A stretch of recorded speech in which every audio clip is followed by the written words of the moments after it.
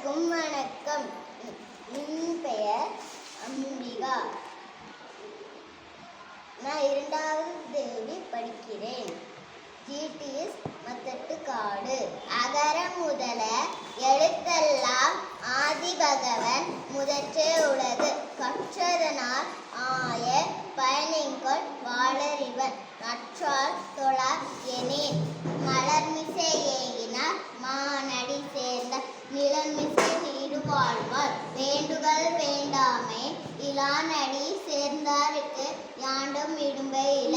இருள் சேர் இருவினையும் சேரா இறைவன் பொருள் சேர் புகழ் புரிந்தார் மாட்டு. பொறிவாயில் 5